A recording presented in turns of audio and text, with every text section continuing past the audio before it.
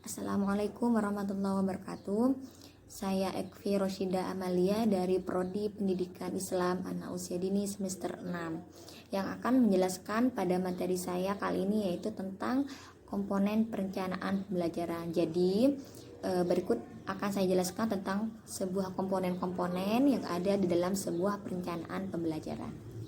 Dan berikut adalah isi dalam komponen tersebut. Yang pertama itu adalah tujuan, kemudian materi, yang ketiga kegiatan atau strategi atau metode, kemudian yang keempat adalah media, dan yang kelima adalah sebuah evaluasi. Yang pertama kita mengenal tentang tujuan. Mungkin dari teman-teman sekalian udah paham tentang makna dari tujuan. Jadi tujuan itu adalah merupakan sebuah harapan atau arah yang ingin dicapai dalam satu kegiatan pembelajaran. Kemudian ada materi pembelajaran. Jadi merupakan materi pelajaran ini merupakan pesan yang harus disampaikan kepada siswa, atau dengan kata lain disebut sebagai bahan untuk belajar. Bahan yang akan diajarkan harus sesuai dengan tujuan yang akan dicapai. Pembelajaran di tujuan yang akan dicapai. Kemudian pembelajaran di TK tidak menyajikan bidang studi, akan tetapi materi disajikan ke dalam bentuk tema-tema belajar. Sedangkan untuk tema sendiri yaitu merupakan alat atau wadah untuk mengenalkan berbagai konsep kepada peserta didik secara utuh.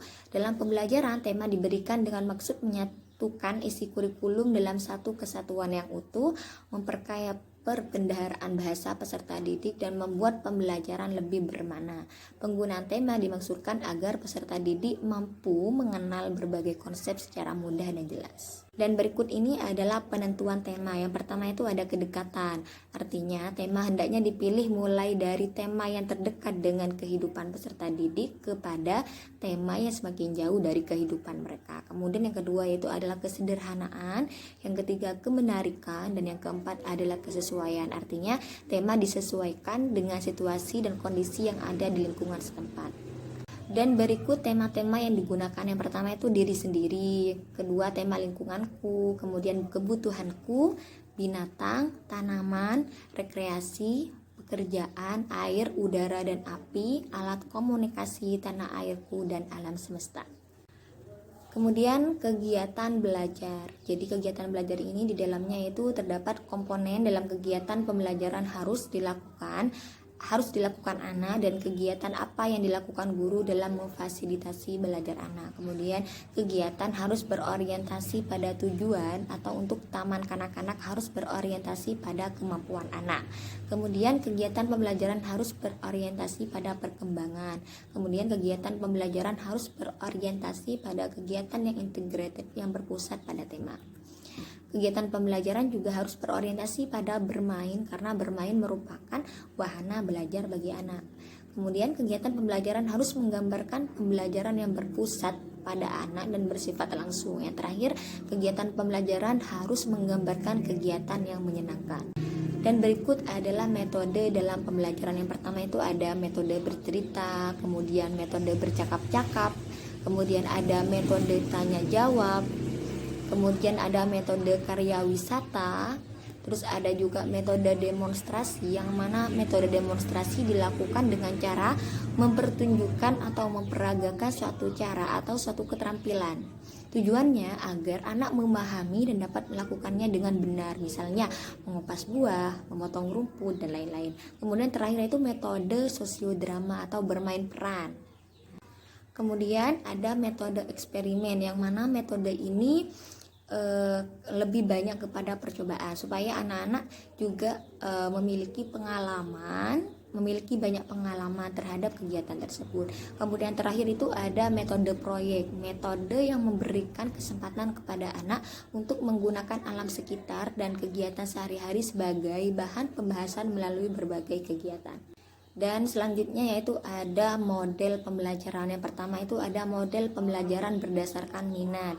Jadi di model pembelajaran ini kegiatannya dilakukan kegiatan berdasarkan minat dan kemampuan anak. Kemudian yang kedua itu model pembelajaran kelompok. Dalam model ini anak melakukan kegiatan secara berkelompok, melakukan kegiatan secara bareng-bareng bersama teman-temannya. Kemudian ada organisasi siswa, yang mana kegiatan klasikal. Kegiatan klasikal artinya kegiatan yang dilakukan oleh seluruh anak didik dalam satu kelas, dalam satu satuan waktu dengan kegiatan yang sama. Kemudian ada kegiatan kelompok, artinya dalam satu satuan waktu tertentu terdapat beberapa kelompok anak melakukan kegiatan yang berbeda-beda. Kemudian ada kegiatan individual. Kegiatan individual artinya setiap anak dimungkinkan untuk memilih kegiatan sesuai dengan minat dan kemampuan anak masing-masing. Kemudian ada media dan sumber belajar. Jadi media dan sumber belajar yang dipilih harus sesuai dengan kegiatan dan dapat memberikan pengalaman yang cocok bagi anak. Kemudian by design merupakan media yang dirancang secara khusus oleh guru disesuaikan dengan kebutuhan pembelajaran. Kemudian by utilization merupakan media yang telah siap dipergunakan atau media jadi. Penggunaan media ini tetap disesuaikan dengan kebutuhan pembelajaran. Kemudian yang terakhir dari komponen perencanaan pembelajaran yaitu ada evaluasi atau penilaian. Jadi penilaian adalah suatu usaha mengumpulkan dan menafsirkan berbagai informasi secara sistematis, berkala dan berkelanjutan, menyeluruh tentang proses dan hasil dari pertumbuhan dan perkembangan yang telah dicapai oleh anak.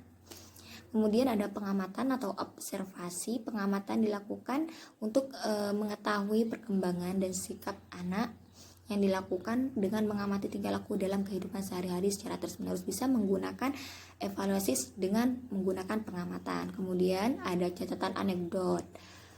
Kemudian juga ada portofolio, yaitu penilaian berdasarkan kumpulan hasil kerja anak yang dapat menggambarkan sejauh mana keterampilan anak berkembang. Kemudian ada unjuk kerja atau performance, merupakan penilaian yang menuntut anak untuk melakukan tugas dalam perbuatan yang dapat diamati, misalnya praktek menyanyi, olahraga, dan memperagakan sesuatu. Kemudian ada penugasan, merupakan pemberian tugas yang harus dikerjakan anak dalam